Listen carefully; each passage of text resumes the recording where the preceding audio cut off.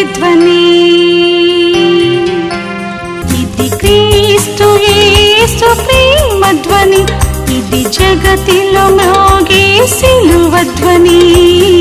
పిలుచుచున్నది ప్రతి వారిని, వినుమా విశ్వసించుమా.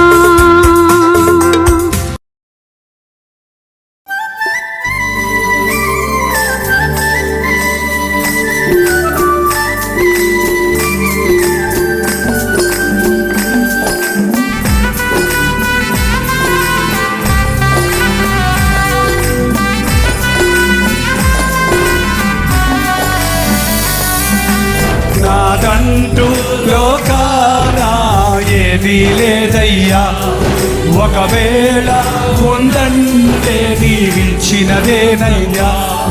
నాదంటూ లోకాన ఏదీ లేదయ్యా, ఒకవేళ ఉందంటే నీవిచ్చినదేనయ్యా. నీదే నీదే బ్రతుకంతా నీదే, నీదే నీదే బ్రతుకంతా నీదే, నీదే నీదే బ్రతుకంతా నీదే, నీదే నీదే బ్రతుకంతా నీదే, నీదే నీదే బ్రతుకంతా నీదే, నీదే నీదే నాదంతా నీదే, నీదే నీదే నాదంతా నీదే. పాడారా అబద్ధం ఆడారా? పాడారా అబద్ధం ఆడారా? దేవునితో కూడా అబద్ధమా?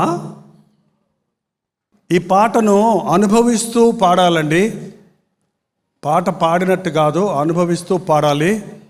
నాకు ఉన్న కళ్ళజోడు, నాకు ఉన్న ఉంగరము, నాకు ఉన్న వాచీలు, నాకు ఉన్న పట్టుచీరలు, నాకిచ్చినవన్నీ నీవే. నీకు అవన్నీ నేను ఇచ్చినా తిరిగి నాకు అనేక రెట్లు వస్తాయే కానీ నేనేమి పోగొట్టుకోను. పాతదిస్తే కొత్తదిస్తాడు దేవుడు. అది ఆయన దగ్గర ఉందండి. పాత దానిని కొత్తదనం చేసేవాడు. జీవితం ఇస్తే నూతన జీవితంగా చేసిస్తానన్నాడు ఆయన. కాబట్టి విశ్వాసంతో పాడదాం, సరేనా? Okay, ready.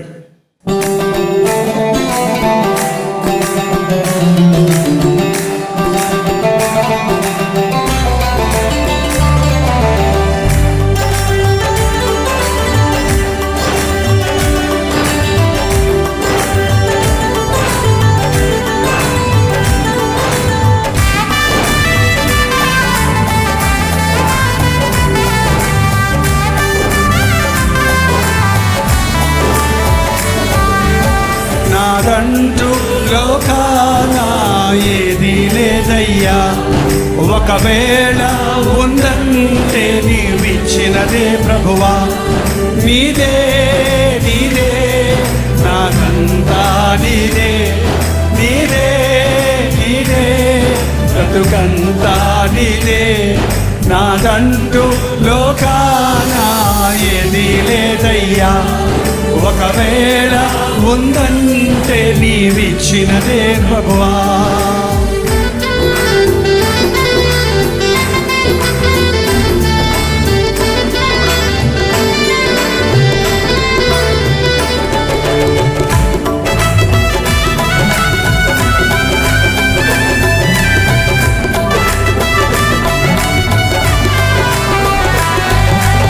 నాకు ఉన్న సామర్థ్యం, నాకు ఉన్న సౌందర్యం, నాకు ఉన్న సౌభాగ్యం, నాకు ఉన్న సంతానం,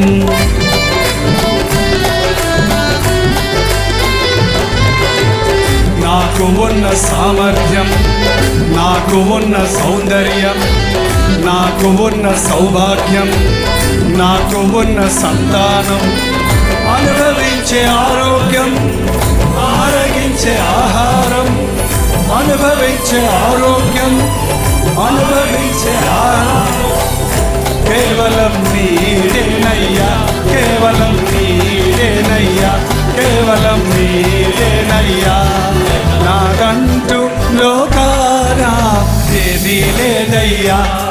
ఒకవేళ ఉందంటే నీవిచ్చినదే ప్రభువా, నాదంటూ లోకాన ఏదీ లేదయ్యా. ఒకవేళ ఉందంటే నీవిచ్చినదే ప్రభువా.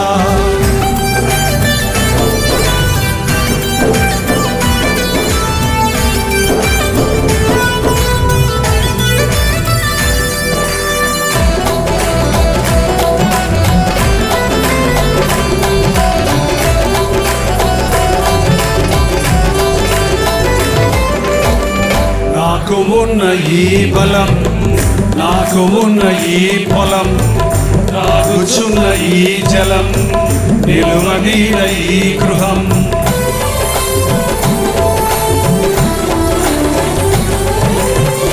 నాకు ఉన్న ఈ పొలం, నాకు ఉన్న ఈ స్థలం, నాకు ఉన్న ఈ జలం, నిలువనీడ ఈ గృహం, నిలిచి ఉన్న ఈ క్షణం, బ్రతుకుచున్న ప్రతి క్షణం, నిలిచి ఉన్న ఈ క్షణం, బ్రతుకుచున్న ప్రతి క్షణం, కేవలం నీదేనయ్యా, కేవలం నీదేనయ్యా, కేవలం నీదేనయ్యా.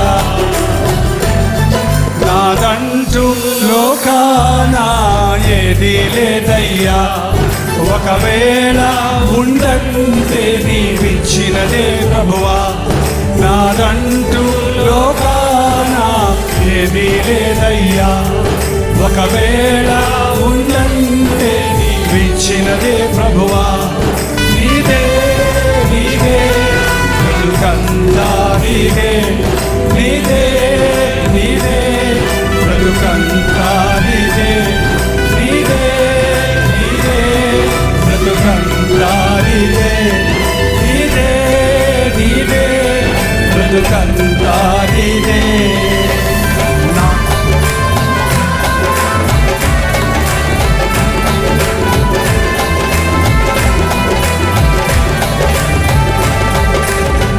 నాకు ఉన్న ఈ బలం, నాకు ఉన్న ఈ పొలం, తాగుచున్న ఈ జలం, నిలువనీడ ఈ గృహం,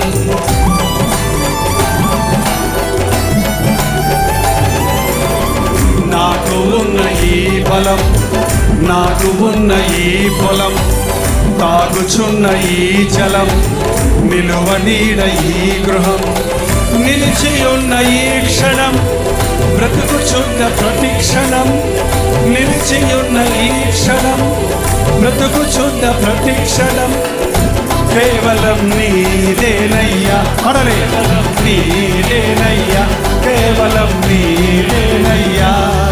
నాదంటూ లోకాన ఏదీ లేదయ్యా. ఒకవేళ ఉందంటే నీవిచ్చినదే ప్రభువా, నాదంటూ లోకాన ఏదీ లేదయ్యా. ఒకవేళ ఉందంటే నీవిచ్చినదే ప్రభువా.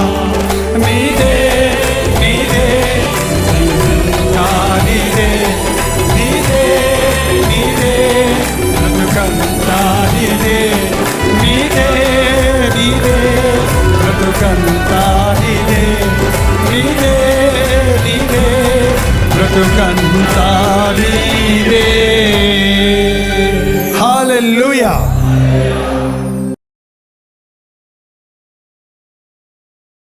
మీ బైబిళ్ళను తెరిచి చూపించండి, దయచేసి చూపించండి, పైకెత్తి చూపించండి. ఎంత ఎత్తి అలా ఎత్తగలరు అలా ఎత్తండి, పర్వాలా. కొన్ని నిమిషాలు మీ బైబిల్ మీరు మొయ్యండి. మీ బ్రతికంతా బైబిల్ మిమ్మల్ని మోస్తుంది. మీ వయసు వచ్చే వరకు చంకన పెట్టుకుని వాడిని నేనే అన్న ప్రభు మాట నీకు తోడై ఉంటుంది. ఒక్కసారి మీ బైబిల్కి వచ్చి అటు ఇటు కదిపిస్తారా? ఇంకా బాగున్నాయండి.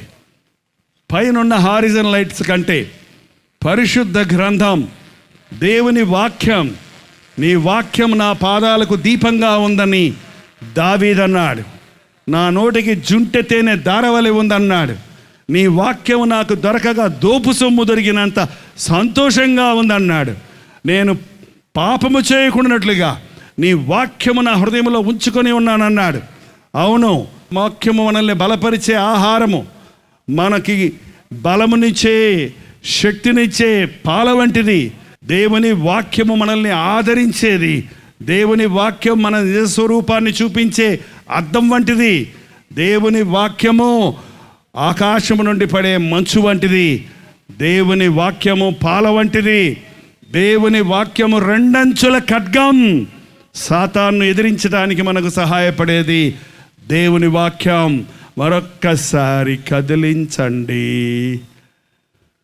దివ్యగ్రంథము, దివ్యగ్రంథము, ఎచటనైన చదివిన సహాయం దొరుకును.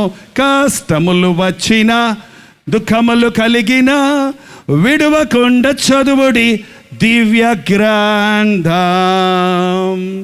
అందరూ మీ బైబిల్ మీ ఎదురుగుండా పట్టుకోండి. నాతో పాటు ఈ మాటలు చెప్పండి. ఇలా ఎత్తి పట్టుకోండి, లేకపోతే కొత్త రకంగా ఉంటుంది. Very good, very good, very good. దేవుని వాక్యాన్ని కొనండి, చదవండి, విశ్వసించండి. అందరు నాతో పాటు ఈ మాటలు చెప్పండి. దేవుని వాక్యాన్ని పట్టుకున్నాక, ఇది నా దేవుని వాక్యం, అనుదినం నేను చదువుతా, ధ్యానిస్తా, అనుసరిస్తా, వాక్యానుసారంగా జీవిస్తా. నా దేవుని వాక్యం నన్ను ఆదరిస్తుంది, నాకు జ్ఞానం ఇస్తుంది, నేను నడవలసిన మార్గం నాకు చూపిస్తుంది. నా యేసయ్య మాట, నా పరిశుద్ధ గ్రంథంలోని మాట, ఈ మాటలు నేను వింటా, ఈ మాటలు చదువుతా, ఈ మాటలు ధ్యానిస్తా, ఈ మాటలను అనుసరిస్తా. అప్పుడు నేను ఫలిస్తా. నా దేవుని వాక్యం నాకు ఎంతో ఇష్టం. గుండెలు కత్తుకోండి. నా వాక్యం నాకు ఎంతో ఇష్టం. ముందు పెట్టుకోండి.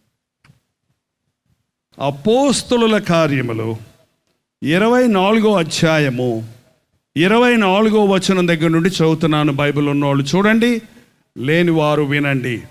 అపోస్తలుల కార్యములు 24వ అధ్యాయం 24వ వచనం. కొన్ని దినములైన తరువాత ఫెలిక్స్ యూదురాలైన ద్రుసిల్ల అను తన భార్యతో కూడా వచ్చి పౌలును పిలిపించి క్రీస్తునందలి విశ్వాసమును గురించి అతడు బోధింపగా వినెను.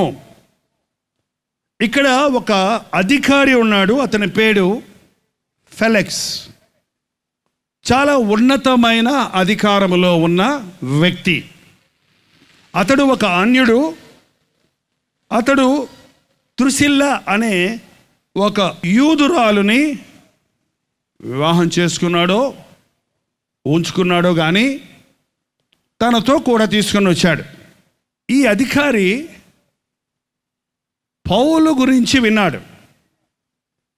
పౌలుని గురించి అధికారికి ఎలా పరిచయం చేశాడంటే, వీడు చాలా వంచకుడు, వీడు భేదాలు కలుగజేసేవాడు, వీడు మనుషుల్ని గలిబిలి చేసేవాడు అని చాలా చెడ్డగా ఈ పౌలుని గురించి, అందుకని ఇతన్ని చెరసాలలో పెట్టాం అని ఇతరులకు తెలియజేశారు. అయితే ఆ పౌలు గురించి ఆ యూదురాలుగా ఉన్న భార్య ఎరిగి ఉందో ఏమో, లేక ఈ పౌలు బ్రతుకు విచిత్రంగా ఉందే, ఇతడు చెప్పేటువంటి విషయాలు విచిత్రంగా ఉన్నాయే, ఎవరో ఒక కొత్త దేవుడి గురించి చెప్తున్నాడే, ఆయన నిజదేవుడు అంటున్నాడే, ఆయన నామంలో ఏమేంటో జరుగుతాయి అంటున్నాడే, అసలు ఆయన ఏం చెప్తాడో చూద్దాము అని ఒకరోజు ఈ ఫెలిక్స్ పౌలును పిలిపించుకొని దేవుని రాజ్యాన్ని గురించి లేక క్రీస్తునందలి విశ్వాసమును గురించి బోధించమని, ప్రసంగం చేయమని అడిగి ప్రసంగం చేయమన్నాడంట. ప్రసంగం చేయటం అంటే కొంతమందికి ఎంత ఇష్టమో, నిజమే. కొంతమంది చెయ్యి ప్రసంగం అంటే కొద్దున. చూడండి, దేవుడు చెయ్యమంటే చెయ్యండి, నోరు ముయ్యమంటే ముయ్యండి, కూర్చో అంటే కూర్చోండి, నిలబడంటే నిలబడి. నేను మొదటి రోజు చెప్పాను, మనం బానిసలం, ప్రేమ బానిసలం, ప్రభువుకు బానిసలం. ఆయన చెప్పిందే చేస్తాం, ఆయన అడుగుల్లో అడిగేసి నడుస్తాం. పౌలు చాలా మత వైరాగ్యం కలిగిన వాడుగా ఉన్నాడు.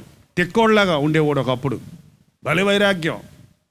తను చెప్పింది వినకపోతే వాడిని తన్నేసేవాడు, అంతే. జుట్టు పట్టుకొని లాక్కొచ్చేసేవాడు. మా యోధా మతమే గొప్పది, ఈ యేసుప్రభు ఎవడో అని నమ్మకుండా ఆనాటి క్రైస్తవులు యేసునందు విశ్వాసం ఉంచిన వారిని హింసించేవాడు, దూషించేవాడు. వాళ్ళని చంపడానికి కూడా ప్రయత్నించి పర్మిషన్ తీసుకోవడానికి వెళ్తున్నప్పుడు దమస్కు రోడ్లో యేసు ప్రభు అతన్ని దర్శించాడు. సౌలా సౌలా, నీవెందుకు నన్ను హింసించుచున్నావు? నీవెవడవు ప్రభువా? నేను నజరేయుడైన క్రీస్తును, నేను నీవు సిలువ వేసిన క్రీస్తును అన్న మాటలు, ఆ దర్శనం అతని మూర్ఖత్వాన్ని నుంచి విడుదల పొందింది. అతని కంటికొన్న పొరలు రాలిపోయినాయి. ఆ రోజు నుండి యేసులో ఉన్న సత్యాన్ని ఎరిగి తన మతాన్ని, తనకున్న ఆధిక్యతలను, తన యొక్క గొప్పతనాల్ని, తను హెబ్రీ గమానియేలు పాదముల దగ్గర చదివినోడు, అంటే పెద్ద పెద్ద మేధావి విద్యావంతుడు, అతడు రోమన్ సామ్రాజ్యపు పౌరసత్వం కలిగిన వాడు. అంటే ఆ రోజుల్లో అది గొప్ప, చాలా గొప్పది, చాలా ఆధిక్యతలు ఉంటాయి. ఆయన అవన్నీ విడిచిపెట్టుకొని యేసును వెంబడించడానికి నిశ్చయించుకున్నాడు. యేసు ప్రభు సువార్తను చెప్పడానికి ఇష్టపడ్డాడు. ఆయనంటే భయపడిన వాళ్ళందరూ యేసు ప్రభు నమ్ముకొనంగానే ఆయన మీద తిరగబడ్డారు. ఆయన కొట్టడం మొదలుపెట్టారు. రాళ్లతో కొట్టేవారు, కొరడాలతో కొట్టేవారు, రకరకాలుగా ఇబ్బంది పెట్టేవారు. అయినప్పటికీ శ్రమల మధ్యలో, కష్టాల మధ్యలో సువార్తను ఎన్నడూ ఆపలేదు. కష్టం వచ్చిందని, నష్టం వచ్చిందని సేవ మానటం అనేది దేవుని పద్ధతి కాదు. కష్టాలు వచ్చాయని, శ్రమలు వచ్చాయని యేసు ప్రభువుని విడిచిపెట్టడం మంచిది కాదు. ఆయన తీసుకొచ్చి అధికారి కూర్చొని సంఖ్యలు కట్టున్నాయి పౌలుకి, ప్రసంగం చేయమన్నాడు. ప్రసంగం చేయమంటే పౌలు నోరు విప్పి ఏం చేశాడో 3 మాటలు ఉన్నాయండి ప్రసంగ సారం. అదొక్కసారి చూద్దాం. ఏంటది?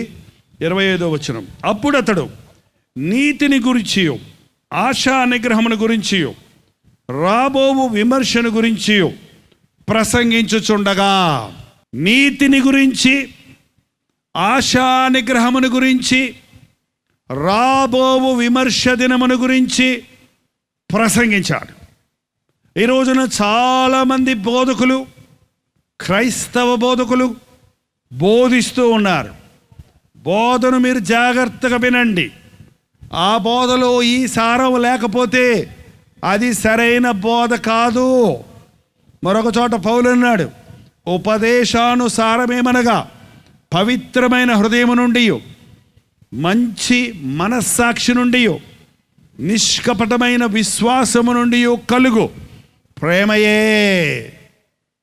విశ్వాసం, పవిత్ర హృదయం, మంచి మనస్సాక్షి, వీటిని గురించి బోధకుడు బోధించకపోతే అది యేసయ్య బోధ కాదు. హృదయ శుద్ధిని గురించి, దేవుని నీతిని గురించి ఈ రోజున క్రైస్తవులు అనబడే వారికి ఏం అర్థం కావట్లేదు. నేను క్రైస్తవుడిని అంటారు, నేను యేసు ప్రభువు నమ్ముకుంటున్నాను అంటున్నారు. కొందరు మీలో మేము రోజు టీవీలో మీ వాక్యం వింటున్నాను అంటున్నారు. కానీ దేవుని నీతి ఏమిటి అని అర్థమైందా? ఏంటండి, మా పక్కోళ్ళు చచ్చిపోయేటట్టు ప్రార్థన చేయండి అని అడిగారు ఒకళ్ళు. వీళ్ళకి దేవుని నీతి అర్థమైందా? శత్రువుల కోసం ప్రార్థన చేయమంటే చచ్చిపోమని ప్రార్థన చేయమంటావేంటి నువ్వు? ఏంటండి నీతి? యేసుక్రీస్తుకు మరొక పేరు నీతి. యేసుక్రీస్తును చూడండి, ఆయన నోట కపటము లేదు, వేషధారణ లేదు. ఈ రోజున క్రైస్తవుడు అనబడేవాడు ద్విమనస్సు కలిగిన వాడిగా ఉండకూడదు. అబద్ధాలు ఆడేవాడు క్రైస్తవుడు ఎట్టవుతాడండి? ఆనాటి పరిశీలన ప్రభు అన్నాడు, మీరు వేషధారులారా, మీరు అబ్రహాము సంతానం అంటున్నారు. కాదు కాదు కాదు కాదు, మీరు అపవాది సంబంధులు. వాడు మొదటి నుంచి అబద్ధికుడు, అబద్ధమునకు జనకుడు. మరి ఈరోజు నేను అడిగితే ఇప్పుడు అబద్ధాలు ఆడేవాళ్ళు ఎంతమంది అంటే ఏం చెప్తారండి? చాలే ఊరుకోండి, అబద్ధం ఆడకుండా అసలు బతికెట్ట బతుకుతావు లోకంలో అన్నాడు ఒక ఆయన. అబద్ధాలు ఆడకుండా ఎట్ట బతుకుతామండి? 1000 అబద్ధాలు ఆడి ఓ పెళ్లి చేయమన్నారు కదా మన దేశంలో. 1000 నిమిషాల పెళ్ళి ఉన్నా పర్వాలేదు, తర్వాత సంగతి అది. ఏంటంటే అబద్ధం మీద కట్టినది ఏది కూడా నిలబడదు. నీ అబద్ధం ఎప్పటికైనా బయటపడుతుంది, అవమానాలు పాలవుతావు. నీ నోరు సత్యము పలకాలి. యేసుక్రీస్తుకు మరొక పేరు సత్యము. క్రీస్తును వెంబడించేవాడు యథార్థపరుడుగా ఉంటాడు, తన నోటిని అదుపులో పెట్టుకుంటాడు. పౌలు బోధిస్తున్నాడు, యేసు ప్రభువును నమ్ముకోవాలంటే నువ్వు నీతి కలిగి బతకాలయ్యా. నేను చాలా నిష్టగా బతుకుతానండి అంటారు కొంతమంది. ఏంటి నీ నిష్ట? పొద్దున్నే స్నానం చేస్తాను, ఎవరిని ముట్టుకోను. ఏంటండి, మా నాయనమ్మ మడిగట్టుకొని కానీ వంట ఉండేది కాదు, చాలా నిష్టగా ఉండేది. ఆ పని మనిషి వచ్చి అంట్లు దోమపోతే ఈమె నీళ్లు జల్లి ఇట్లిట్ట నీళ్లు జల్లి అప్పుడు కానీ లోపల తెచ్చి పెట్టుకునేది కాదు. నాకేం తెలుసు చిన్నపిల్లోడికి, ఏంటి నాయనమ్మ నీళ్లు జల్లుతున్నావు నేను అంటే అపచారం. ఏంటి అపచారం? అపచారం లేదు, ఉపచారం లేదు. బాహ్య శుద్ధే కానీ హృదయ శుద్ధి లేదు. పరిచయుల భక్తి, గుడ్డి పరిచయుడా, గిన్నె బయట కాదురా తలతలలాడేది, లోపల కలుగు. లోపల గిన్నె శుద్ధి అయితే బయట దానంతరదే శుద్ధి అవుతుంది. చూడండి, ఈ రోజున పొద్దున్న లేస్తే మనం బహిరంగ దేహాన్ని శుద్ధిగా పెట్టుకోవడానికి సబ్బులు, స్నానాలు, పేస్టులు, క్రీములు, పౌడర్లు, మేకప్లు, ఏంటండి మంచి మంచి వస్త్రాలు అన్నీ వేసుకొని నీట్గా కనపడాలని చూస్తాం, మంచిదే. కానీ నా హృదయం ఎలాగుంది? ఎవరి మీద కోపం ఉంది? ఎవరి మీద అసూయ ఉంది? ఎవరి మీద నా హృదయంలో ద్వేషం ఉంది? నా హృదయంలో సమాధానం ఉందా? ఏం ఆలోచిస్తున్నాను నేను? ఏం తలస్తున్నాను నేను? చాలామంది రాత్రి వచ్చిన యవనస్తులు చెప్పారు నాతోటి, అన్ని చెడ్డ వస్తాయి పాస్టర్ గారు, నాకు ప్రార్థన చేయండి నా కోసం. కళ్ళు మూసుకుంటే చెడ్డ ఆలోచనలే, అన్ని వ్యభిచారపు ఆలోచనలే. క్రియల్లో నేను పాపం చేయటం లేదు, కానీ ఆలోచనలు అన్నీ కూడా పాడైపోతున్నాయని నా కోసం ప్రార్థన చేయమని. యేసుప్రభు దగ్గరకు వచ్చిన వాడికి హృదయం శుద్ధి అవుతుందండి. తలంపులే కదా అనుకుంటారేమో. యేసుప్రభు చెప్పాడు, వ్యభిచారము చేయవద్దన్న మాట మీరు విన్నారు కదా. ఒక స్త్రీని మోహపు చూపుతో చూచు ప్రతివాడు తన హృదయంలో వ్యభిచారం చేస్తున్నాడు. వ్యభిచారపు ఆలోచనలు, ఊహలు కలిగిన వాడు దేవుని దృష్టిలో పాపిగా ఉన్నాడు. నీ హృదయంలో దేవుడు శుద్ధి కోరుతున్నాడు. నీ హృదయం నిండి ఉన్నదాన్ని బట్టి నీ నోరు మాట్లాడుతుంది కనుక నీ హృదయం సరిగా ఉంటే నీ నోరి మాటలు, నీ క్రియలు, నీ ప్రవర్తన సరిగా ఉంటుంది. నీతి, నా నీతి పనికిరాదు, నీ నీతి పనికిరాదు. మన నీతి అంట దేవుని ముందు మురికి గుడ్డల్లాగా ఉన్నాయంట. పూర్వకాలంలో వంటగదిలో మసిగుడ్డలు ఉండేవి, ఇప్పుడు ఉన్నాయమ్మా? గ్యాస్ స్టవ్లు వచ్చాక మానేశారా? మసిగుడ్డలు ఉంటాయమ్మా? ఒకటే ఉంటుంది, ఇప్పుడు రెండో ఉంటుంది. ఆ గంజి వార్చినప్పుడు దాంట్లో మీద పడిపోద్ది, ఆ పొగ పడిపోద్ది, ఆ సాంబార్ పడిపోద్ది, అది కుళ్ళిపోయి ఎండిపోయి అది దగ్గర పెట్టుకొని వాసన చూసి చూడండి ఎట్టుంటుందో. గుమ్మ ఫారిన్ సెంట్ లాగా ఉంటుంది కదమ్మా. ఎట్టుంటుందండి? భయంకరమైన నీసి గొప్ప కొడుతుంటుంది. మన నీతి క్రియలన్నీ దేవుని ముందు ఎలాగున్నాయంటండి? గబ్బు కొడుతున్నాయంటాయి. ఏంటండి, ఆ పరిచయుడు వెళ్ళి దేవాలయంలోకి వెళ్ళి ప్రార్థన చేస్తున్నాడు, ఓ దేవా, నేను వారమునకు 2 సార్లు ఉపవాసం ఉంటాను, నా దశమ భాగములు నీకు చెల్లిస్తున్నాను, నేను వారి వలనైనను వీరి వలనైనను ఈ శంకరి వలనైనను లేను అని డబ్బా కొట్టుకుంటున్నాడు. ఏంటండి, ఉపవాసం ఉంటే పరలోకం పోతావా? అందుకని ఈ రోజున కొంతమంది పాస్టర్ గారు ఉపవాసమే వద్దని చెబుతున్నాడు. మొన్న పాస్టర్ గారు యంగ్ ప్రీచర్, ఉపవాసం చెప్తారేంటి పాస్టర్ గారు, ఉపవాసం ఉండమంటున్నారు, దేవుడు మనల్ని ఉపవాసం ఉండమని లేదు, శుభ్రంగా తినేసి కూర్చోమ్మా అంటున్నాడు ఆయన. అబ్బా, తినేసి కూర్చుంటే ఏమొస్తుంది చెప్పండి? నిద్ర వస్తుంది. ఉపవాసం వల్ల కానీ ఎందుకు ప్రభా ఈ దురాత్మను వెళ్ళగొట్టలేకపోయామో, ఎందుకు ప్రభా ఈ దయ్యాన్ని వెళ్ళగొట్టలేకపోయాము అంటే ప్రభు చెప్పాడు, ఇది ప్రార్థన వలనను ఉపవాసం వలననే సాధ్యమో.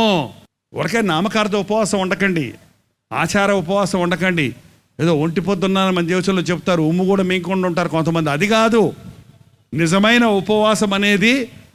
నేను మా సంఘస్థులు చెప్తుంటాను, కొంతమంది అన్న ఉపవాసం ఉండలేకపోతున్నాను అందుకని ఉపవాసుకోవడానికి రావట్లేదని చెప్తుంటే నేను అంటాను అప్పుడు, అయ్యా ఉపవాసం ఉండి కడుపులో ఆకలేస్తుంటే అయ్యో ఉపవాసం ఉన్నానే అమ్మ ఆకలేస్తుంది అని ప్రార్థన చేయకుండా నాయన ఆకలేస్తుంది, ప్రభా నాయన ఆకలేస్తుంది అన్నప్పుడు అట్ట అనటానికి బదులు తినేసి ప్రార్థన చేయమంటాను నేను. అంటే ఉపవాసం అనేది నిన్ను హాని పెట్టుకోవడానికి కాదు, కానీ ఏకాగ్రత కొరకు. ఉపవాస ప్రార్థనలో శక్తి ఉంది. యేసుక్రీస్తు ఈ లోకంలోనికి వచ్చినప్పుడు, శరీరధారిగా ఉన్నప్పుడు గెత్సెమని తోటలోనికి వెళ్ళి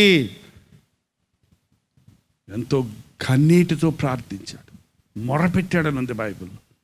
నీకు నాకు ప్రార్థన కావాలి. ఎవడైనా ప్రార్థన చేసుకోవ అక్కర్లేదు, ఉపవాస ప్రార్థన చెయ్యక్కర్లేదు, ప్రార్థనలో ఏడవక్కర్లేదు అని ఏ ప్రసంగికుడైనా ప్రసంగిస్తుంటే మోసపోకండి. ఎందుకంటే అది మీకు సులభంగా ఉంటుంది. పాపాల కోసం పశ్చాత్తాపడు, నీ పాపము కొరకు కన్నీటితో ప్రార్థించుకో, ఉపవాసం ఉండి నీ శరీరేచ్ఛలను జయించుట కొరకు దేవుణ్ణి అడుగు. దేవునికి నీ నరులకును మధ్యవర్తి ఒక్కడే, ఆయన క్రీస్తు యేసు అను నరుడు. నాకు మొరపెట్టు, నేను నీకు ఉత్తరం ఇస్తానంటున్నాడు. నీతిని గురించి బోధించు. డబ్బులు ఇచ్చినోడు చూసి, కానుకిచ్చినోడిని చూసి, లేకపోతే ఒక పెద్ద అధికారను, లేక పెద్ద హోదాలో ఉన్న వ్యక్తిను, ఒక గొప్ప వ్యక్తిను చూసి ఒక నిజమైన సేవకుడు మురిసిపోడు, కరిగిపోడు. జాగ్రత్త, నీ బ్రతుకు సరిగా ఉండాలి. ఈ ఫెలక్స్ పెద్ద అధికారి, ఈయన సంఖ్యలు తీయటానికి అధికారం ఉంది ఇక్కడ. ఆ ఫెలక్స్ దగ్గరికి వెళ్ళినప్పుడు ఫెలక్స్ను పొగిడి ఎలాగైనా సంఖ్యలలో నుంచి బయటపడటానికి ప్రయత్నించలేదు పౌలు. ఆ అధికారి ఆత్మ రక్షించబడాలని ఆశపడ్డాడు. ఒక ధనవంతుడి ఆత్మ రక్షించబడాలి, ఒక అధికారి ఆత్మ రక్షించబడాలి అనే ఆశ ఈ రోజున మనకు ఉంటేనండి, మన సంఘంలో పేదలు మాత్రమే ఉండరండి, ధనవంతులందరూ కింద కూర్చొని ప్రార్థన చేస్తారు. ఒక వ్యక్తిని తన స్థితిని తెలుసుకునే తట్టుగా చేసేది దేవుని వాక్యం అండి. ఒక వ్యక్తికి మసిపూసి, లేకపోతే ఒక వ్యక్తికి బాగా మేకప్ చేసి గంధం పూసి గొప్పని చూపించేది కాదు, ఉన్నది ఉన్నట్టుగా చూపించేది దేవుని వాక్యం. ఎంతోమంది ఈ రోజున బోధకులు నీతి బోధ చేయటం లేదు, డబ్బే. ఓ పాస్టర్ గారిని పిలుచుకున్నారంట. ఆ పాస్టర్ గారు పాపం మెల్లగా చెప్తా ఉన్నాడు, మా ప్రియులారా, మనము అని అంటుంటే పక్కన అయ్యా కొంచెం గట్టిగా చెప్పండి, వినపడతలేదు. చాలా ఎవరికా నువ్వు ఇచ్చే 10 రూపాయలకి ఎందుకంటే కప్ప చెప్పాలా? కూలికి బోధించదరు పరిశుద్ధ గ్రంథంలో రాయబడి ఉంది. ఎందుకండి ఇవాళ నిక్కచ్చైన క్రైస్తవులను చూడలేకపోతున్నా, హృదయ శుద్ధి కలిగిన క్రైస్తవులను చూడలేకపోతున్నా. దేవాలయంలోనికి వచ్చినోడు ఇంటికి వెళ్ళిన తర్వాత దేవుని బిడ్డగా బ్రతకలేకపోవడం చూస్తున్నాం. దేవుని బిడ్డనని చెప్పేవాడు ఆఫీస్కి వెళ్తే పైనుండి వచ్చేది, కింద నుంచి వచ్చేది తీసుకొని దగ్గర పెట్టుకుంటాడు. ఏంటంటే కింద నుంచి వచ్చేది ఏంటి? లంచం. పూర్వకాలం లంచాలే ఉండేయాలండి, ఇప్పుడంటే కుంభకోణాలంట. అంటే కుంభం అంటే మొత్తం దేశం అక్రమాలతో నిండిపోతుంది, అన్యాయంతో నిండిపోతుంది. దైవజనుడా, నీతిని కలిగి జీవించి నీతిని బోధించు. సంఖ్యలైనా పర్వాలేదు, చెరసాలైనా పర్వాలేదు, శిరశ్చేదనైనా పర్వాలేదు, నా యేసయ్య మాట నేను ఉన్నదంటే చెబుతాను అన్నవాడు పౌలు. ఆశా నిగ్రహమును గురించి ఏం చెప్పాలండి? చూసిందంతా కోరుకోవడంతా కొనుక్కోవటం, చూసిందంతా తినటం, చూసినవన్నీ కొనుక్కోవటం, ఏది చూస్తే అది ఆశించటమే. పొరుగువాని భార్య బాగుంటే అది ఆశిస్తారంట మనుషులు. ఏంటండి పొరుగువారి భార్య అంటే గాడిద గుర్రం సకిలించినట్టుగా ఈ రోజుల్లో మనుషులు పొరుగువాని భార్య మీద పడి సకిలిస్తున్నారంట. సిగ్గులేదు. నీకు ఇచ్చిన భార్య, బిడ్డలు, నీకు ఒక కుటుంబం నిబంధన చేసి చేసుకున్న భార్య, వివాహ జీవితాన్ని మరిచి, నువ్వు ఒక తండ్రివని మరిచి, ఎవరో ఒకటి బాగుందని, కలకలలాడుతుందని, తలతలలాడుతుందని, తేనె పూసిన మాటలు మాట్లాడుతుందని వెంటబడుతున్నావు. దేవుని వాక్యం హెచ్చరిస్తుంది. ఒకడు ఒడిలో అగ్ని ఉంచుకొని ఎడల అతడు ఒడి కాలకుండానా, ఒకడు నిప్పుల మీద నడిచిన ఎడల వాడి కాళ్ళు కమలకుండానా, తన పొరుగువాని భార్యను కూడువాడు ఆ ప్రకారమే నాశనమగును, అవమానమునకును దెబ్బలకును అతడు గురి అవును అని దేవుని వాక్యం సెలవిస్తూ ఉంది. ఎంతమంది చెప్పారండి రాత్రి వచ్చి సహోదరులు, మా ఆయన నన్ను వదిలిపెట్టేసి ఇంకొక ఆమెతో తిరుగుతున్నారని ఒకళ్ళు చెప్పారు. మా ఆయన నన్ను వదిలిపెట్టేసి ఇంకొక ఆమెను పెళ్లి చేసేసుకున్నాడంట. మరి ఎట చేసేసుకున్నాడు? ప్రభుత్వం ఉంది, చట్టం ఉంది, ఎట పెళ్లి చేసుకుంటావు? 3 పెళ్ళిళ్ళు 4 పెళ్ళిళ్ళు అందుకనండి పెళ్లి చేసుకుంటూ తిరుగుతున్నాను అంటారు. ఎట తిరుగుతావు అండి? జంతువా? జంతువులకి వరస వాయిలు లేవు. దేవుడు వివాహ బంధాన్ని పవిత్రమైన బంధంగా ఉంచాడు. దేవుడు వివాహమైన వధూవరుల మధ్య సెక్స్ అనేది భార్యాభర్తల మధ్య ఉండేది, కానీ అది నీ ఇష్టానుసారంగా విచ్చలవిడిగా జీవించేది కాదు. అందుకే వ్యభిచారులను, వేశ్యాంగులను తీర్పు తీర్చక మానడు అని దేవుని వాక్యం సెలవిస్తుంది. బాత్తో చెప్తున్నానండి. రాత్రి ఒక చిన్న దంపతులు 6 రోజులు 8 రోజుల బిడ్డను తీసుకుని వచ్చి, అయ్యా దగ్గరకు వచ్చి పక్కల కింద పడితే అవమానమని, అయ్యా నాకు నా భార్యకి బిడ్డకి ఎయిడ్స్ ఉందని డాక్టర్ చెప్పారండి. తట్టుకోలేకపోయాను నేను. వాళ్ళిద్దరికి ఉంటే ఉంది. అప్పుడే పట్టిన 6 రోజుల బిడ్డ ఏం పాపం చేసింది? నీ పాపం నీ బిడ్డల మీదకి రాకుండా నీవు నీ భార్యకు ఆ రోగాన్ని అంటించకుండా పరస్త్రీ దగ్గరికి, ఈ ఎయిడ్స్ రోగానికి ముఖ్యమైన కారణం ఇది అంటు రోగం కాదు, ఇది లైంగిక సంపర్కం వల్ల వచ్చే రోగమే. ఇది ఎక్కడో ఆఫ్రికా అరణ్యంలో ఒక కోతితో ఒకడు సంపర్కం చేశాడంట, అప్పుడు పుట్టినాయి అంట ఆ రోగ క్రిములు. అవి పాశ్చాత్య దేశానికి వెళ్ళినాయి అంట స్టైల్గా. అక్కడ పురుషులతో పురుషులు, స్త్రీలతో స్త్రీలు నీచమైన కార్యాలు చేస్తూ వరుస వాయులు తప్పి అది విస్తరించిపోయింది ఎయిడ్స్ రోగం. అక్కడి నుంచి మన దేశానికి వచ్చింది, ముంబాయికి వచ్చిందంట. ఇప్పుడు అడగండి, ఆంధ్రాలోకి వెళ్ళి, తెలంగాణలోకి వెళ్ళి, ఒక పల్లెటూరులోకి వెళ్తే నాకు ఊర్లో చెప్పారు, అయ్యా ఈ ఊర్లో సగానికి సగం మందికి ఎయిడ్స్ రోగం అండి.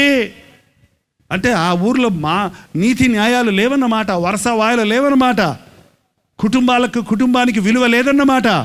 జాగ్రత్త, నీ దేహము దేవుని ఆలయమై ఉన్నది. ఎవడైనా దాన్ని చెడగొడితే నేను నిన్ను పాడు చేస్తానన్నాడు దేవుడు.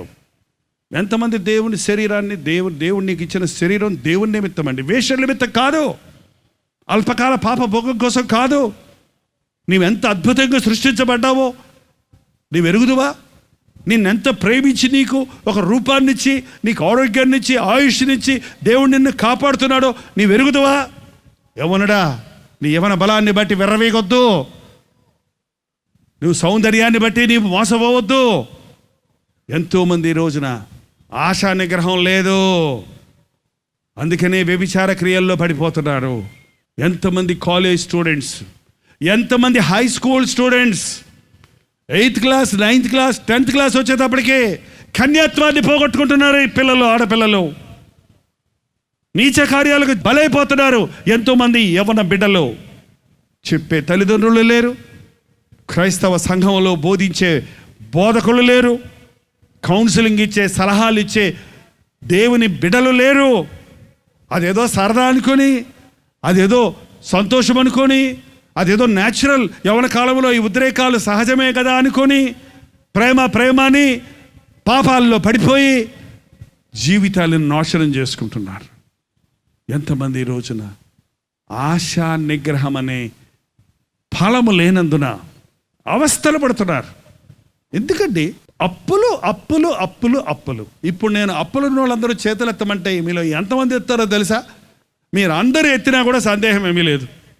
ఎందుకు అప్పు చేశావు? నా దగ్గరకు వచ్చి అప్పులు ఉన్నాయి ప్రార్థన చేయమని అడుగుతా. నేను ఒకటే ప్రశ్న అడుగుతా, ఎందుకు అప్పు చేశావు? అమ్మాయి పెళ్లి చేసి అప్పు చేశానండి. ఎవరు చేయమన్నాడు అమ్మాయి పెళ్ళి అప్పు చేసి? లేకపోతే ఎవరు చేసుకొని అంటున్నారండి? సరే అమ్మ, అప్పు చేసి కట్నం ఇచ్చి పెళ్లి చేసావు. ఎలాగున్నారు దంపతులు? 3వ రోజే పంపించేశాడండి. ఏంటండి? వాడి కట్నం అడిగేవాడు కట్నం ఇచ్చాక వాడు ఉంచుకుంటాడని నీకు నమ్మకం ఏంటమ్మా? ఆ కట్నాలు అడిగే పిచ్చోళ్ళని అదేదో ఓ ఛానల్ వేస్తుంటారు, కట్నం అడిగేవాడు గాడిదంట. ఫిక్స్ అయిపోయింది మన భారతదేశంలో ఈ కట్నాల కోసం అప్పులు, ఆర్భాటం. ఒక్కరోజు ఆర్భాటం కోసం అప్పులు చేసి పెళ్లి చేసుకున్న దంపతులకి సుఖం లేదు, తల్లిదండ్రులకు సుఖం లేదు. ఎందుకంటే ఒక నిగ్రహం లేదు. దేవా, ఈ వివాహానికి కావాల్సిన డబ్బు దయచేయి. 18 ఏళ్ళు 19 ఏళ్ళు 20 ఏళ్ళకు పెళ్లి చేయాలంటే ఆ బిడ్డ పెళ్లి కోసం నువ్వు సిద్ధపడవచ్చు కదా, నువ్వు పొదుపు చేసుకోవచ్చు కదా, నువ్వు ప్రార్థన చేసుకోవచ్చు కదా. సడన్గా పెళ్ళి అనుకోండి, సడన్గా అప్పు చేసేసి సడన్గా పెళ్లి చేసేసి ఆ తర్వాత ప్రార్థన చేయడానికి టైం సరిపోవట్లేదండి, అప్పులు తీర్చడానికే టైం లేదండి చెప్తున్నావు. ఆశా నిగ్రహం లేదు. అప్పు చేయువాడు అప్పిచ్చువానికి దాసుడు. బైబిల్లో ఉందండి, అప్పు చేయువాడు అప్పిచ్చిన వానికి దాసుడు. మీరు విలువ పెట్టి కొనబడిన వారు కనుక మనుష్యులకు దాసులు కాకండి. 45 సంవత్సరాల నుంచి సేవ చేస్తున్నాను. రూపాయి పావల కానుక నాకు మొదటిసారి సేవలో ₹1.25 వారానికి అంతే కానుక వచ్చేది. 3-4 ముసలమ్మలు వచ్చి కానుకేసిపోయేవాళ్ళు, అలాగ బియ్యం తెచ్చి. నా భార్య నేను అదే తినేవాళ్ళం. మేము దిక్కుమాలం కాదు, మేము చెప్పాను కదా, ఇంజనీర్ కుటుంబంలో పెరిగి పెద్దోళ్ళే, మాకు బిల్డింగ్లు ఉన్నాయి, కావుసలు ఉన్నాయి, ఆస్తులు. కానీ దేవుడు వెళ్ళమన్న గ్రామానికి వెళ్ళి దేవుడు చేయమన్న సేవ చేస్తున్నప్పుడు ఓ పూరి గుడిసెలో ఉండి ఆ గ్రామంలో సేవ చేస్తున్నప్పుడు ఆ చిన్న కానుకతో దేవుడిని స్తుతిస్తూ సేవ చేశాను. దేవుడు చెయ్యమంటే చేశాను, ఉండమన్న చోట ఉన్నాను. దేవుడు నన్ను దిక్కుమాలినోడు చేయలేదు, నా బిడ్డల్ని దరిద్రులు చేయలేదు. దేవుడికి లోబడితే ఏమైపోతుంది నీ భవిష్యత్తు అని తిట్టారు చాలామంది. నన్ను సేవ చేయాలంటే నీ పర్సనాలిటీకి నువ్వు ఏదైనా ఉద్యోగం చెయ్యి, సైడ్ బిజినెస్ ఏదైనా చెయ్యి, ఎట్టా పోషించుకుంటావు రేపది నీ బద్దనని భార్య పిల్లలు అన్నారు. ఏమక్కర్లా, ఏ బిజినెస్ అక్కర్లా, నా ఏసయ్య బిజినెస్ నా బిజినెస్. ఈ రోజున క్రైస్తవ బోధకుల బోధ ఎలా తయారైందో చూడండి. ఎప్పుడో పౌలు గారి చేతికొట్ట పట్టుకుంటే వాళ్ళు బాగైపోయారని ఒక సందర్భంలో ఒక సమయంలో వారు విశ్వాసంతో వచ్చి పట్టుకొని బాగైపోయారని ఇప్పుడు చేతికొట్టలు అమ్ముతారంట. చేతికొట్ల బిజినెస్. కోటలు కొనుక్కుంటాం ఏంటండి, బాటిల్ కొనుక్కోవటం ఏంటండి, మాటింగ్. మేము పుస్తకాలు ఎందుకు కొనుక్కోం, అది దేవుని వాక్యం చదువుకోవడానికి కొనమంటున్నాం అంతే. ఏమి పుస్తకం తల కింద పెట్టుకో, నీకు పొద్దున కల్లా ₹1,00,000 వస్తాయని నేను చెప్పటల్లా. అదే మంత్రాల పుస్తకం కాదు, ఇది దేవుని వాక్యం. అది ప్రింట్ చేయడానికి డబ్బులు అవుతాయి కాబట్టి ఆ డబ్బు మీరు చెల్లించి తీసుకెళ్ళమంటున్నాం అంతే. కానీ ఈ రోజున చాలామంది సేవను మనుషులకు ఆశా నిగ్రహం నేర్పించుటకు బదులు మనుషులకు ఆశలు పెడుతున్నారు. నువ్వు ఇస్తే నీకు వచ్చేస్తుంది, నువ్వు ఇస్తే ఒక కొత్త రాశారు అయ్యా, అయ్యగారు చెప్పారని టీవీ ప్రోగ్రామ్స్ స్పాన్సర్ చేస్తే నీకు ₹1,00,000 వచ్చేస్తాయి, నీకు ఉద్యోగం వచ్చేస్తుంది అని చెప్పారని అప్పు చేసి 10,000 కట్టాలయ్యా టీవీకి. ఉద్యోగం రాలేదు, డబ్బులు రాలేదు, అప్పులోడు మాత్రం రోజు వచ్చి అడుగుతున్నాడు. అయ్యా ఎవడు చేయమన్నాడండి అప్పు? దేవుని కోసం అప్పు ఎవడు చేయమన్నాడు నిన్ను? నీకుంటే ఇయ్యే దేవుడికి, లేకపోతే ఏమంట దేవుడు నిన్ను. పర్వాలేదు, అప్పు చేసేమొక దేవుడికి. ఇది ఇంకో పద్ధతి, వాయిదాల మీద దేవుడికి ఇస్తారంట, వాయిదాల మీద. ఇప్పుడు చెప్పేయండి అందరూ 10,000 ఇస్తామని, తర్వాత నెల మీకు ₹1,000 పంపించండి, పోనీ ₹100 పంపించండి, మీరు బతుకున్నంతకాలం పంపిస్తూనే ఉండండి. ఇది ఏంటండి? ఇది ఆశా నిగ్రహం. అవునా? ఆశలు, దురాశలు. డబ్బులతో ఆశీర్వాదాలు కొనుక్కోలేము. అప్పు చేయకండి. ఆశా నిగ్రహం. లోకములో తిండిని జయించలేనోడు ఏం చేయలేడండి. తిండిని జయించలేనోడు ఉపవాసం ఉండలేమనే వాళ్ళు తిండిని జయించలేకపోతున్నారు అన్నమాట. అప్పు చేసేవాడు ఆశలను అదుపులో పెట్టుకోలేకపోతున్నారు అన్నమాట. మాకు అప్పులు లేవండి, లోన్ ఉందన్నారు ఒకళ్ళు. అప్పులు లేవంట, లోన్ ఉందంట. అదేంటి లోన్ ఏంటి, అప్పేంటి? అబ్బా, ఇంగ్లీష్ మార్చినంత మాత్రాన్ని వేరే అయిపోయిందా? మాకు అప్పులు లేవు, లోన్ లేవండి, క్రెడిట్ కార్డు ఉందండి అన్నారు ఇంకొక ఆయన. క్రెడిట్ కార్డు అంటే అర్థం ఏంటి చెప్పండి తెలుగులో? అప్పుల కార్డు. క్రెడిట్ కార్డు అంటే అర్థం ఏంటండి? అప్పుల కార్డు. రేపు సంపాదించే డబ్బులకి ఇయ్యాలే ఖర్చు పెట్టుకోవడానికి ఉపయోగపడేది క్రెడిట్ కార్డు. ఆ క్రెడిట్ కార్డు వాడేవాడికి ఎంత వాడుతున్నాడు, వాడికి ఏం డబ్బులు చేతితో లెక్క పెట్టినప్పుడు అయ్యో చాలా లెక్క పెడతానని చాలా ఇస్తున్నాను అనుకుంటాడు. ఆ క్రెడిట్ కార్డు ఇచ్చేసిన వాడికి తట్టాడు, మొత్తం వెళ్ళిపోతాయి నీ బ్యాంకులో డబ్బులు అందులోకి. మళ్ళీ ఆ తర్వాత పోయి ఏంటి జీరో బ్యాలెన్స్ ఉంది ఏంటి? ఆశా నిగ్రహం. ఈరోజు నీ దేవునితో చెప్పండి. యోబు భక్తుడు ఒక నిబంధన చేశాడు. నేను దేవునితో నా కనులతో నిబంధన చేసుకుంటుని, నేను కన్యకను ఎలాగో చూతును, నేను పరస్త్రీని ఎందుకు చూస్తాను, అసలు చూడను నేను. దావీదు అంటున్నాడు, నేను వ్యర్థమైన వాటిని చూడకుండా. ఒక్కసారి చూశాడు ఒక సీను, పనికి మాలిన సీను. ఏం సీను? రోజు యుద్ధం చేసే దావీదు, ఎప్పుడు కొండల తట్టు కన్నులెత్తే దావీదు, ఒక స్టేజ్ వచ్చేటప్పటికండి మహారాజు అయిపోయేటప్పటికి బతకం వచ్చేసింది మనుషుడికి. అంతే, మనకంతే గొడవ. ఏమి లేనప్పుడు దేవుడు అని ప్రార్థన చేస్తుంటాం. కష్టాల్లో ఉన్నప్పుడు కన్నీరు గారిచి ప్రార్థన చేస్తాం. దేవుడు ఆశీర్వదిస్తే, దేవుడు ఆరోగ్యం ఇస్తే, దేవుడు ఆస్తి ఇస్తే, దేవుడు మంచి ఉద్యోగం ఇస్తే, దేవుడు అన్ని విధాలను దీవిస్తే ఏ కొరత నీకు లేకపోతే దేవుడు గుర్తే రాడు. నిద్రపోవటం, తినటం, నిద్రపోవటం. పొద్దుగుంకు వేళ నిద్రలేశాడంట. ఎప్పుడు నిద్రపోతారండి మనుషులు? రాత్రిలా పగలా? సరే, ఇప్పుడు నైట్ అండ్ డే డ్యూటీలు వచ్చినాయి, నాకు పగలకుండా నిద్రపోయే వాళ్ళు ఉన్నారు, అది వేరే సంగతి. మధ్యాహ్నం నిద్రపోయి లేస్తే సాయంత్రం ఎట్లుంటుంది తెలుసండి? తిక్కగా ఉంటుంది.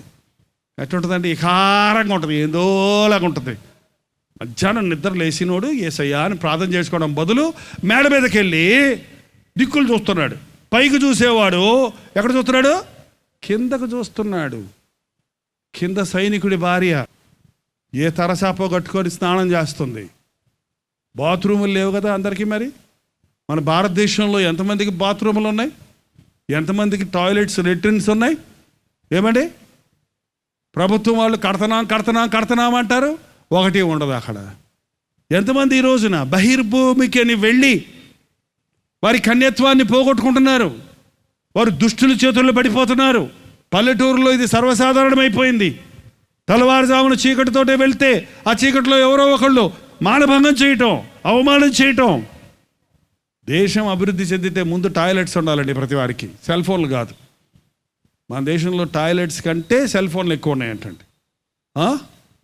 కుటుంబానికి ఒక బరుగుదొడ్డి లేదు, కానీ కుటుంబంలో ఉన్న వారు అందరికీ అన్ని సెల్ ఫోన్లు ఉన్నాయంట చాలామందికి. ఆశానిగ్రహం లేదు. పౌలు బోధిస్తున్నాడు, ఫెలక్స్, నువ్వు ఎంత పెద్ద అధికారివైనా నీ మన్ననల కోసమో నిన్ను సంతోషపెడతానికో నేను బోధించను.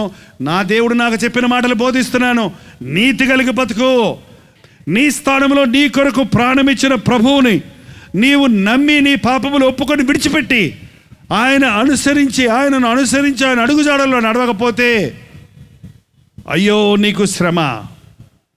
నువ్వు తాతల కాలం నుండి క్రైస్తవుడు అయినా, నీవు ఆరితేరిన బైబిల్ పండితుడు అయినా, నీవు అంతరంగంలో శుద్ధి కలిగి ఉండకపోతే, నీవు దేవుని నీతిని కలిగి జీవించకపోతే, నీవు ఆశానిగ్రహము అనే ఫలము నీలో లేకపోతే, ఆత్మఫలమేమనగా ప్రేమ, సమాధానము, సంతోషము, దీర్ఘశాంతము, విశ్వాసము, మంచితనము, 9 ఉన్నాయండి అక్కడ. ఆశానిగ్రహము.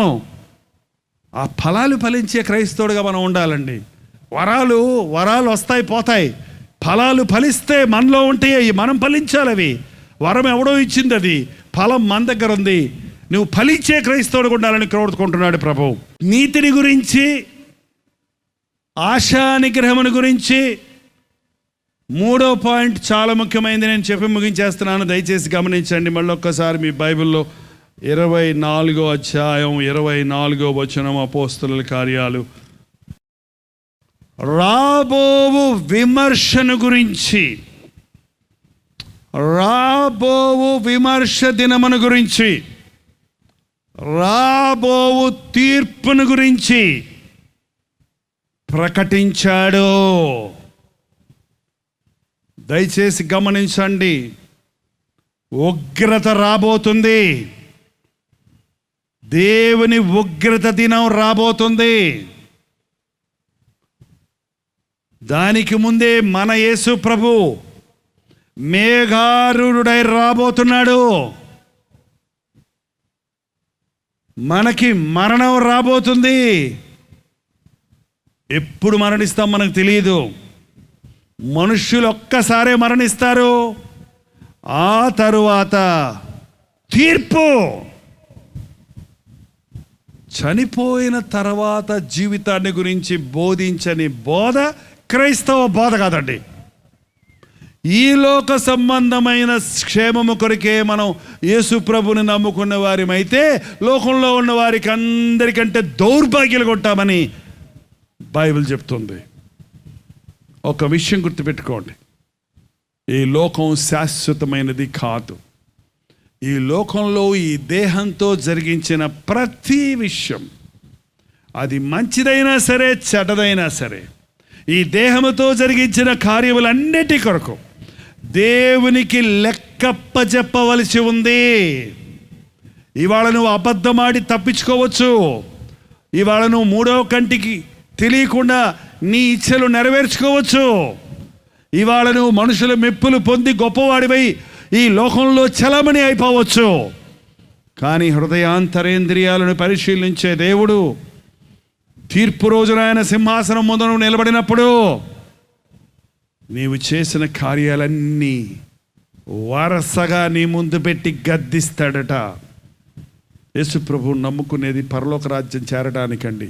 పరలోకం పోవాలంటేనండి మంచి కార్యాలు చేయటము, మేలైన కార్యాలు చేయటము, లేకపోతే కొంచెం నిష్ట కలిగి కొన్ని ఆచారాలు పద్ధతులు మార్చుకోవటం కాదండి.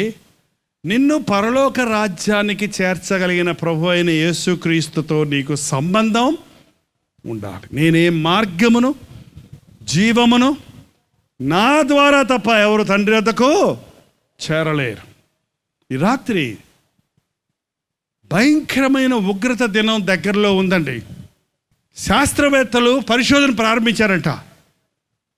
ఇప్పుడే గ్లోబల్ వార్మింగ్ అని ప్రపంచ నాయకులందరూ ఒక సమ్మిట్, ఒక ప్రోగ్రాం ఏర్పాటు చేసుకున్నారు. వాళ్ళు ఎలాగా ఈ ప్రపంచాన్ని కాపాడుకోవాలా, ఉష్ణోగ్రతలు పెరిగిపోతున్నాయి, వాతావరణాలు తారుమారైపోతున్నాయి, వర్షాలు ఎప్పుడేమో ఎండ వస్తుంది, అంటే అప్పుడు వర్షం వస్తుంది, అకాల వర్షాలు వస్తున్నాయి, వర్షం కురవాల్సినప్పుడు వర్షం లేక పంటలు పాడైపోతున్నాయి, మనుషుడికి అనేక రకాలైన లంగ్స్ సంబంధమైన ఊపిరితిత్తుల సంబంధమైన రోగాలు వస్తున్నాయి, మనుషుడికి ఎందుకు క్యాన్సర్, రోజు రోజుకి మనుషులకి ఎక్కువ మంది క్యాన్సర్ వస్తుంది, ఎందుకు ఈ ఎబోలా లాంటి జబ్బులు వస్తున్నాయి, ఏంటిదంతా కూడా మంచు కొండలు కరిగిపోతున్నాయి, సముద్ర మట్టం పెరిగిపోతుంది.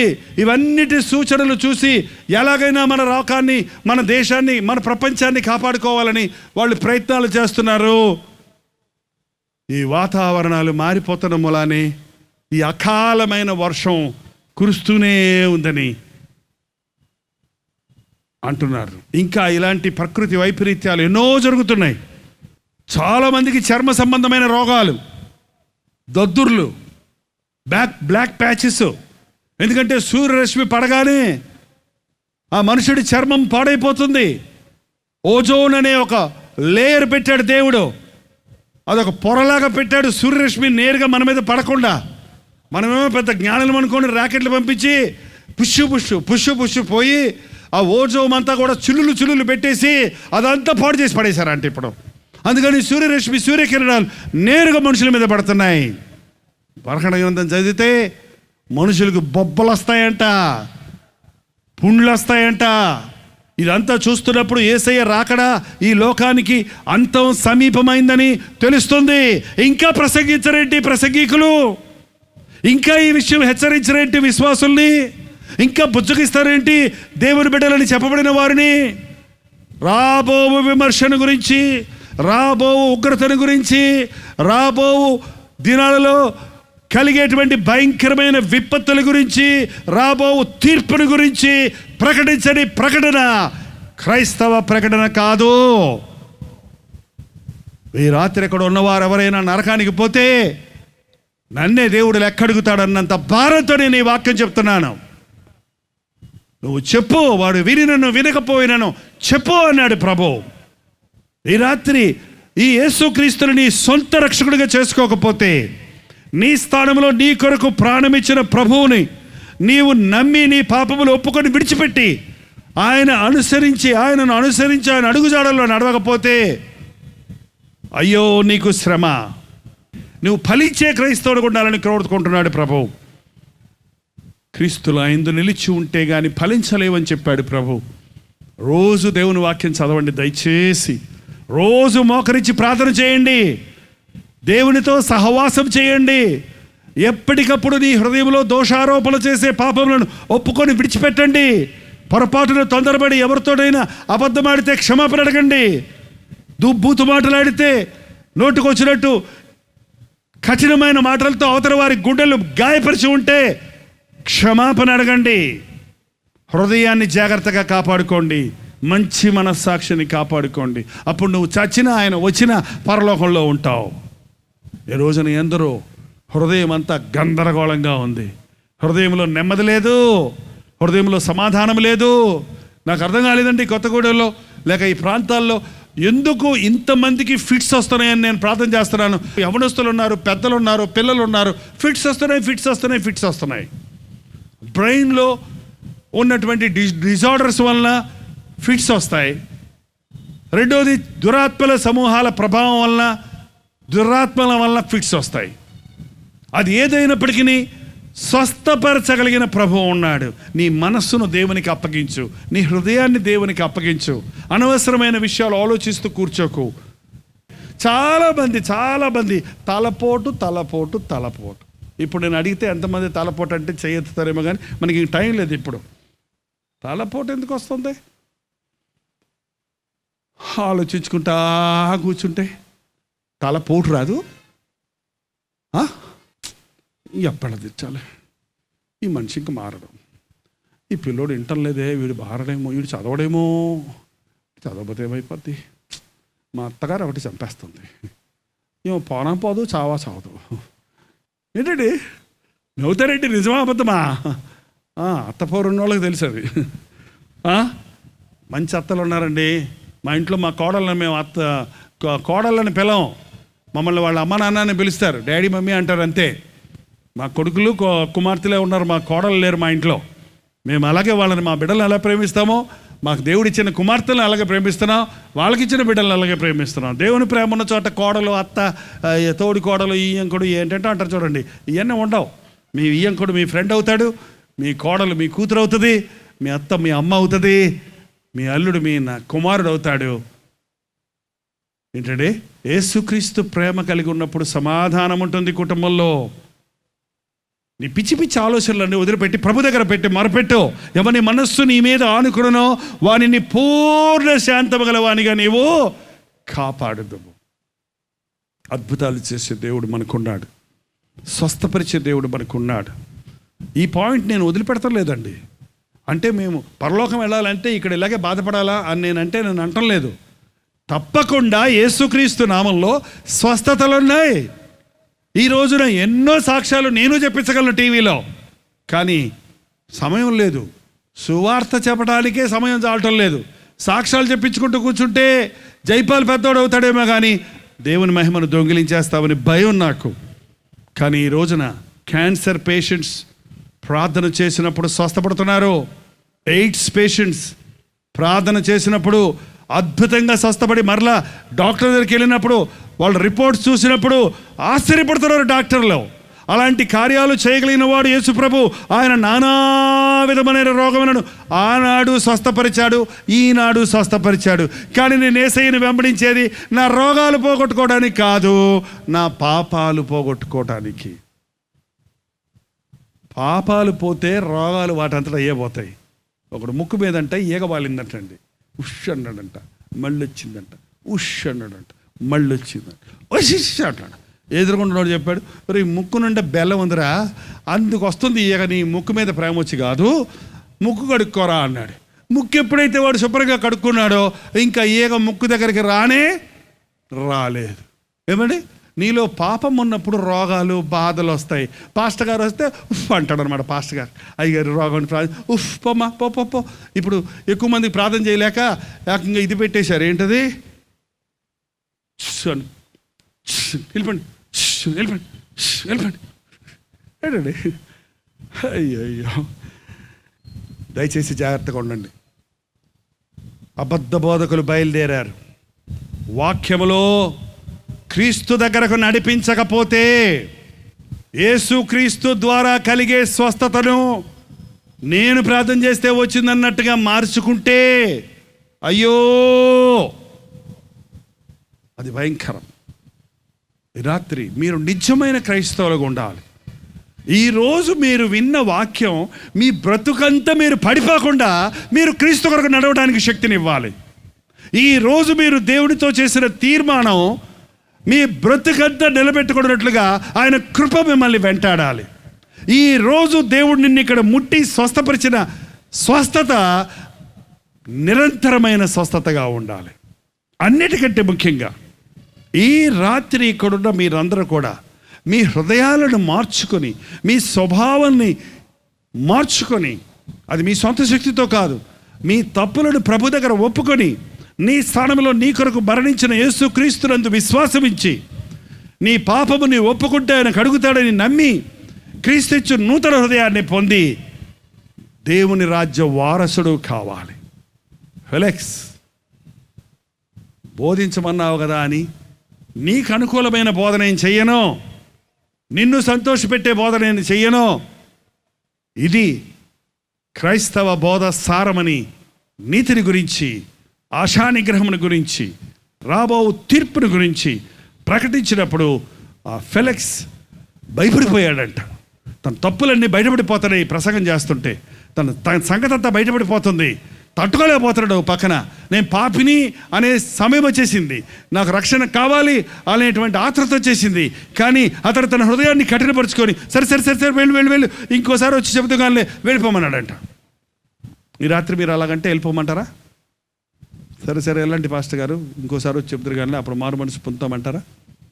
లేకపోతే ఇదే అనుకూలమైన సమయం, ఇదే ఈరోజు నేను దేవునితో అటో ఇటో తేల్చుకుంటానండి. ఈరోజు దేవునితో నేను ఇంటికి వెళ్ళి మళ్ళీ మోకారు మీద ప్రార్థన చేసి నా హృదయంలో ఉన్న పాపాలన్నీ ఒప్పుకుంటాను. నా జారత్వాలు, నా ఆలోచనలు, నా పనికిమాలిన పనులు, దేవునికి విరోధంగా చేసిన ప్రతి పాపమును నేను ప్రభు సన్నిధిలో ఒప్పుకొని ఆయన ఇచ్చే నూతన హృదయం కొరకు వేడుకుంటాను అంటారా?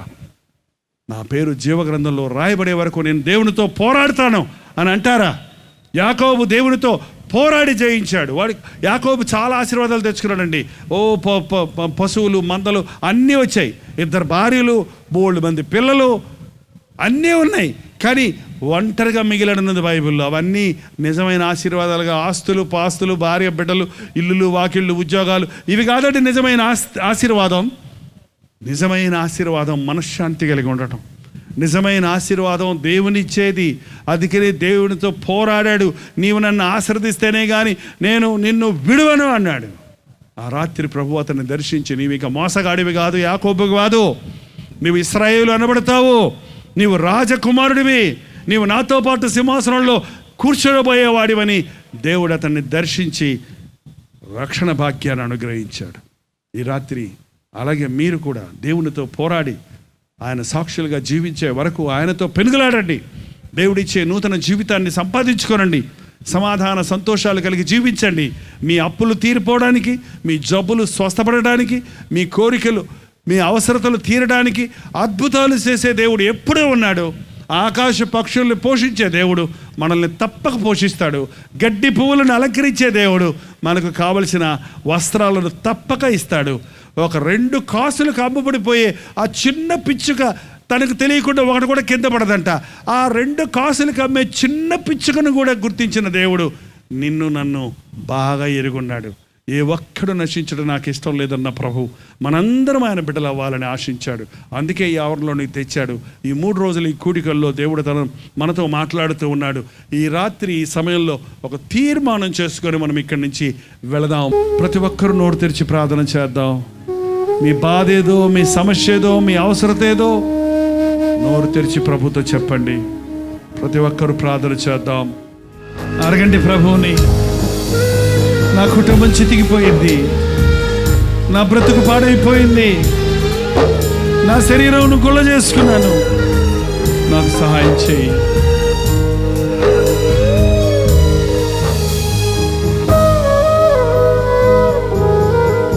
యేసయ్యా, నోరు తెరిచి ప్రార్థన చేద్దాం.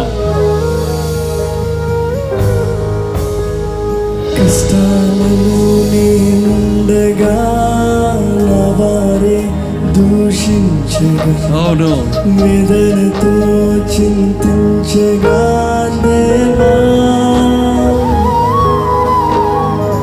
కష్టాలలో నేనుండగా వారే దూషించగా, వేదనతో చింతించగా దేవా, నా సొంత వాళ్ళే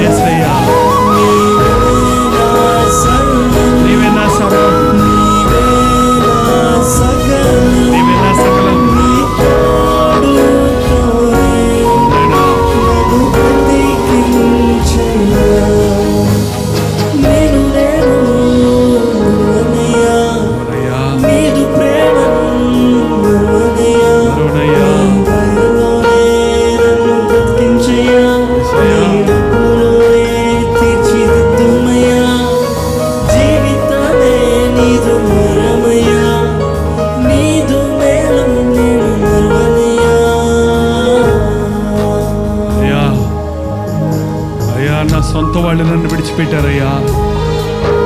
నా ఇంటి వారే నన్ను అవమానపరుస్తున్నారయ్యా. నేను నమ్ముకున్న వారు నాకు ద్రోహం చేశారయ్యా. నేను ఎదురు చూచిన వారు నన్ను మోసం చేశారయ్యా. ఈ లోకంలో ఏ గతి లేని స్థితిలో ఉన్నానయ్యా. నువ్వు నన్ను ఆదరిస్తే నాకు చాలయ్యా. నోరు తెరిచి ప్రతి ఒక్కరి ప్రభుతో చెబుదాం. రెండు చేతులు ఆకాశం వైపెత్తి నోరు తెరిచి దేవునితో మాట్లాడే సహోదరుడా, నీకో కష్టం ఉంది, నీకో బాధ ఉంది, నీకో కొరత ఉంది, నీకో సమస్య ఉంది. అది నీ నోరిప్పి నీ దేవుడితో చెబితే ఇప్పుడే నీకు విడుదలుంది. ఇప్పుడే విడుదలుంది. ఇప్పుడే నీకు స్వస్థత ఉంది. ఎంతకాలం తాగుతావు సహోదరుడా? తాగి తాగి తాగి తాగి ఒళ్ళంతా గుళ్ళ చేసుకున్నావు కదా. ఇదిగో యేసయ్య నిన్ను ప్రేమిస్తున్నాడు. నీ త్రాగుడి నుంచి నిన్ను విడిపించడానికి, నీకు నూతన జీవితం ఇవ్వడానికి ఆశ కలిగి ఉన్నాడు. అయ్యా, నన్ను కనికరించని నువ్వు అడిగితే చాలు. ప్రార్థన చేయి. యవనస్తుడా ప్రార్థన చేయి. సహోదరి ప్రార్థన చేయి. పరిశుద్ధుడా, ప్రేమగల తండ్రి, ఒక్కసారి మమ్మల్ని చూడయ్యా.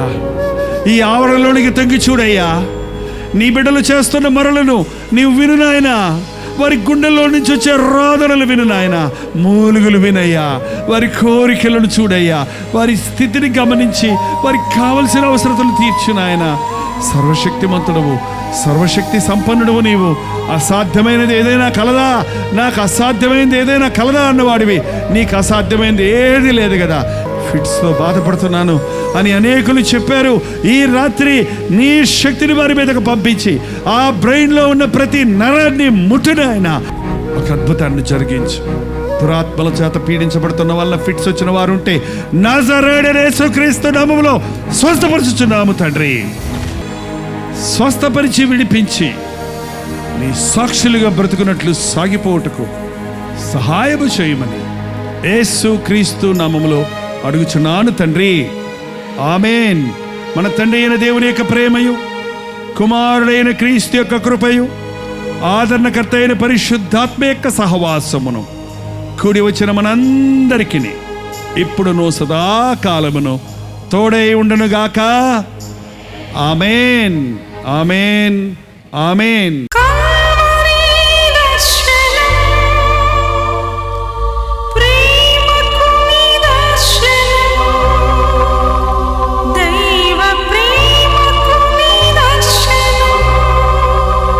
తెలుగు, తమిళ, హిందీ, మలయాళం, బెంగాలీ, ఒరియా అనే 6 భాషల్లో టెలివిజన్ ప్రోగ్రామ్స్ కొనసాగుతూనే ఉన్నాయి. భారతమైన పరిచయంలో మీరు సహకరించాలని ఆశిస్తే, ప్రభువు మిమ్మల్ని ప్రేరేపిస్తే మీ విరాళాలు, కానుకలు పంపించవచ్చు. అవి నేరుగా టీవీ ఛానల్స్కి వెళ్తాయి. అందులో ఏది మేము మా సొంత ఖర్చుల కొరకు ముట్టుకోవట్లేదు, వేరే పరిచయ కొరకు ముట్టుకోవట్లేదు. టెలివిజన్ పరిచయలో ఇంకా సువార్త వినని వారికి అది అందించాలని ఆశతో మరి 20 సంవత్సరాలుగా కొనసాగుతున్న పరిచయం కొరకు ప్రార్థించండి. ఈ సహకారాన్ని అందించండి. ఈ విషయంలో మీకు ఇంకా ఎవరైనా కావాలంటే 89393939 అనే నెంబర్కి మార్నింగ్ 10 నుంచి ఈవినింగ్ 10 లోపల మీరు ఫోన్ చేయండి. వివరాలు మీకు తెలియజేస్తాం.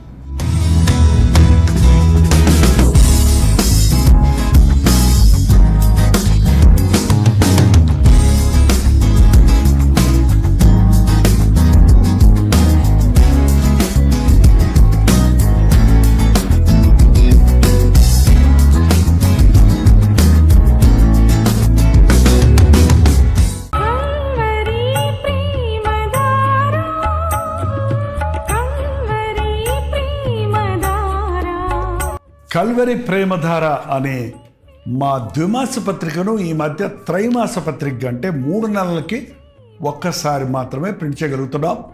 మరి గత 40 సంవత్సరాల పైబడి కొనసాగుతున్న ఈ పత్రికను ఆపు చేయటం ఇష్టం లేక దీన్ని త్రైమాస పత్రికగా మార్చున్నాం.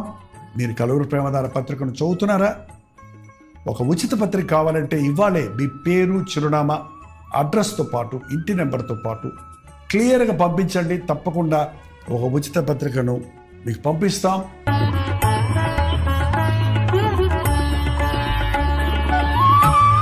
కల్వరి ప్రేమధార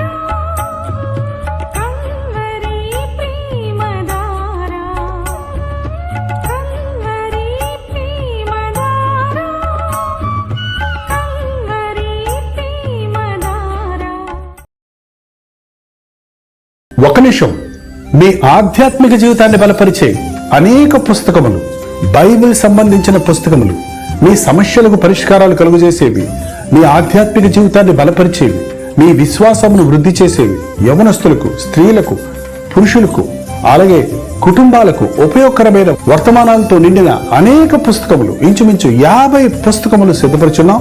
ఈ 50 పుస్తకాలు మీకు కావాలంటే ఇప్పుడే 08939393939 నెంబర్కి కాల్ చేసి తెలుసుకోండి.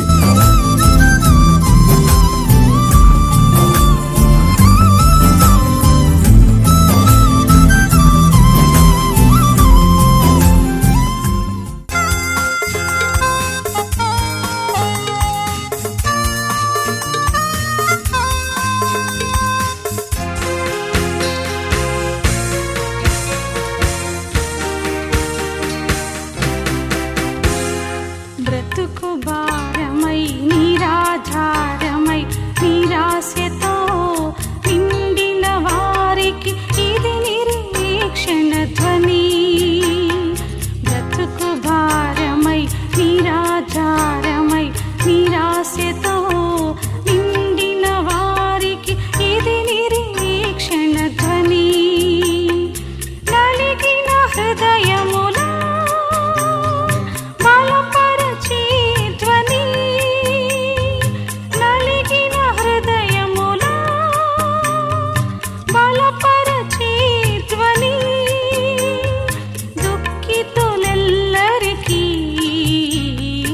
ఇది ఆదరణ ధ్వని. దుఃఖితులెల్లరికీ ఇది ఆదరణ ధ్వని.